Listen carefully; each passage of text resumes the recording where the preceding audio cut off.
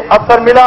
इन राज्यों में अभी भी बैलगाड़ी और लालटेन युग की झलक देखने को मिलती है। देश को प्रथम प्रधानमंत्री देने वाले उत्तर प्रदेश तथा प्रथम राष्ट्रपति देने वाले बिहार देश के सर्वाधिक पिछड़े राज्यों में क्यों है, यह मैंने अपनी यात्रा के दौरान ही महसूस किया।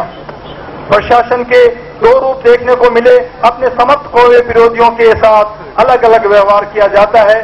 भ्रष्टाचार चरम सीमा पे है। इन दोनों प्रदेशों के सरकारी कर्मचारी काम कम, अकड़बाजी ज्यादा दिखाते हैं। घूसखोरी इन प्रदेशों में आम बात है। गुंडागर्दी और अन्य तरह के अपराधों को यहाँ पे नेताओं के मार्फत बढ़ावा मिलता है। सरकारी संपत्ति की खुलेआम चोरी हो रही है, पर सरकारी अधिकारियों को इससे कोई फर्क नहीं पड़ता। डीएम, एसपी, एसडीएम के नीचे के अधिकारी अपनी जिम्मेदारी शायद ही महसूस करते हैं। देश या प्रदेश की उन्नति का यहाँ किसी को ख्याल नहीं है। किसी भी तरीके से पैसा बनाना यहाँ के लोगों की आदत बनती जा रही है। इन प्रदेशों में लोगों की राजनीतिक सोच जातीय आधार पर बनती है। यहाँ की स्थिति को देखकर मेरे मुंह से अचानक निकल पड़ा, ए बाबू कैसा है तेरा देश, क्या तूने ऐसे ही देश की कल्पना की थी? वर्तमान हालात को देखकर यही कहा जा सकता है कि सब कुछ ऊपर वाले के सहारे ही चल रहा है। झारखंड, छत्तीसगढ़ की भी कमोबेश ऐसी स्थिति है। पश्चिम बंगाल में करीब 2.5 दशक से वाम मोर्चे की सरकार चल रही है। यहाँ पे राजनीतिक स्थिरता है। राजनीतिक स्थिरता के बावजूद यहाँ लोग दम तोड़ रहे हैं। शोषण एवं अत्याचार बढ़ रहा है। मुझे इन सब विसंगतियों को देखकर आश्चर्य हुआ कि यहाँ पर ऐसा क्यों हो रहा है। वोट बैंक की राजनीति के चलते भी कुछ विसंगतियां पैदा हो रही हैं। आए दिन होने वाले हड़तालों एवं रेल रोको आंदोलन से सामान्य नागरिक के जीवन पर बुरा असर पड़ता है। मनुष्य के अधिकारों का हनन होता है, परंतु बंद कराने वाले लोग अधिकार की बात करते हैं। यह सब सुनकर अजीब सा लगता है। उड़ीसा एक ऐसा प्रदेश है जो कि कालाहांडी प्रकरण की वजह से पूरे विश्व में चर्चित हो चुका है। इसके बावजूद वहां स्थिति अभी भी नहीं सुधरी। लोगों के पास खाने को नहीं, पर धर्म के नाम पर मरने मारने को उतारू हो जाते हैं। आदिवासियों की समस्या दिनों दिन गंभीर होती जा रही है। गरीब महिलाएं अभी भी अपने 2 मुही संतानों को बेच रही हैं।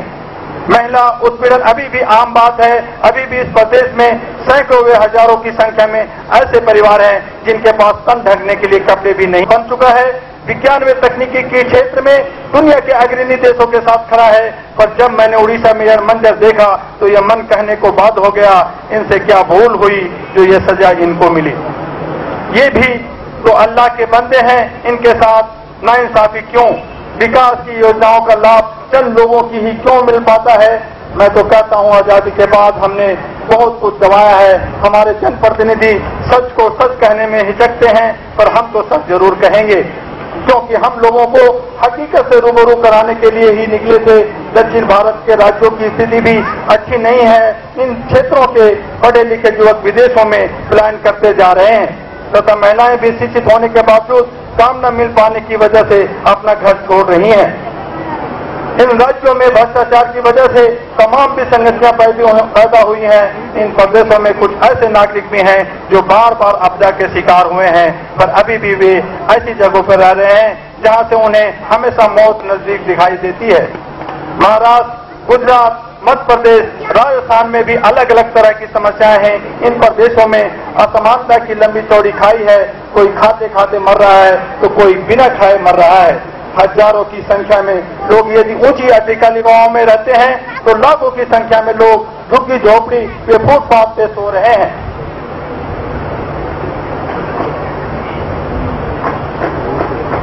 यहाँ भी महिलाओं के प्रति अपराध बेइंतहा बढ़ रहे हैं। मजदूरों को उचित मजदूरी नहीं मिलती। 14 वर्ष से कम उम्र के बच्चों से काम लिया जाता है। छोटी उम्र की बच्चों को देह व्यापार में धकेल दिया जाता है। यह सब कुछ मनुष्य ही करा रहा है। कहने का तात्पर्य यह है कि एक मनुष्य के लिए गहरी खाई खोद रहा है। इस खाई में गिरने वाले मनुष्य का दोष यही है कि वो अपने अधिकारों से अनभिज्ञ है। यदि यही अनभिज्ञता तमाम बुराइयों की जड़ है, हमने लोगों में जागरूकता पैदा करने के लिए ही यात्रा शुरू की थी। इस दरमियान मुझे कड़वे अनुभव ज्यादा हुए, पर मेरा इरादा और मजबूत हुआ। मुझे इस बात का एहसास हुआ कि अब अहरा को और गंभीरता से काम करना होगा। आइए हमारा साथ दीजिए और ऐरा के मिशन को कामयाब बनाइए। आज हम सब यहाँ इसलिए एकत्रित हुए हैं कि मानवाधिकार के प्रति जागरूकता फैले। इन आयोजन का मकसद सिर्फ यही है कि लोग अपने अधिकारों से अवगत हों। आज इस जगह तमाम बड़ी हस्तियां बैठी हैं। मैंने यात्रा के दौरान हुए अनुभवों को बयान किया। मुझे उम्मीद है इस संबंध में लोग अपने अपने स्तर से प्रयास करके बुराइयों को दूर करेंगे। मुझे बहुत कुछ कहना है पर समय अभाव की वजह से ऐसा संभव नहीं हो पा रहा है। मैं मीडिया के लोगों से आग्रह करूंगा कि वे प्रोग्राम के अंत तक रुकेंगे। मैं प्रेस के मार्फत भी अपनी बात जन जन तक पहुंचाना चाहूंगा। इधर 3 राज्यों में विधानसभा चुनाव की कवायद चल रही है। सभी पार्टियां अपने अपने घोषणा पत्र जारी कर रहे हैं। मैं उन सभी पार्टियों से अनुरोध करूंगा कि वे अपने अपने घोषणा पत्रों में मानवाधिकार के संरक्षण को जरूर शामिल करें तथा मैं सरकार से यह भी अपील करूंगा कि मानवाधिकार जैसे विषय को स्कूली शिक्षा में भी अनिवार्य बनाया जाए। इसके व्यापक रूप से जागरूकता आएगी। आप लोग इतनी बड़ी संख्या में यहाँ मौजूद हैं, इससे मुझे लगता है कि हम अपने मकसद में कुछ हद तक कामयाब हो रहे हैं। और अंत में मैं ऐरा के पदाधिकारियों एवं सदस्यों को बतलाना चाहूंगा कि मेरा टर्म दूसरा चल रहा है। मैं 5 साल अध्यक्ष के रूप में ऐरा के लिए समर्पित रहा हूं। मेरा कार्यकाल अगले साल पूरा होने जा रहा है। आप सभी ऐरा के लिए समर्पित भाव से काम करें। आपके बीच से ही इस पद को भरा जाएगा। साथ ही सभी उपस्थित लोगों को यह जानकर खुशी होगी कि ऐरा को भारत के विभिन्न हिस्सों में कई एकड़ जमीन दान के रूप में मिला है, जिस पर जल्द ही प्रोजेक्ट कार्य शुरू किया जाएगा।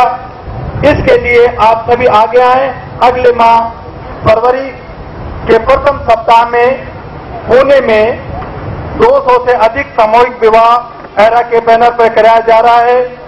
इसमें अगर आप कुछ पैसों से सामान से मदद करना चाहते हैं तो ऐरा के राष्ट्रीय कार्यालय से संपर्क कर सकते हैं। फरवरी माह के अंत में ऐरा की एक टीम जम्मू कश्मीर के पूंछ, राजौरी, सुरनकोट जा रही है, जहां गरीब बेसहारा लोगों को कंबल, रजाइयां एवं दवाइयां बांटेगी। इसमें भी अगर आप में से कोई मदद देना चाहते हैं तो ऐरा के कार्यालय से संपर्क करें। इसी तरह ऐरा एक के बाद एक काम को अंजाम देने में लगी है और इसी कड़ी में ऐरा ने एक टीम का गठन किया है जिसका नाम रखा है ऐरा जन कल्याण कोष। इस कोष में से एक कोष का गठन किया गया है और इस कोष से विधवाओं, गरीबी की वजह से शिक्षा न ग्रहण कर पाने वाले छात्रों व छात्राओं, गंभीर रूप से बीमार लोगों, मुकदमों व वकील की फीस के लिए समर्थ न रख पाने वाले लोगों के साथ साथ प्राकृतिक आपदा के शिकार लोगों की मदद की जाएगी। आपका सबका दान अनुदान आयकर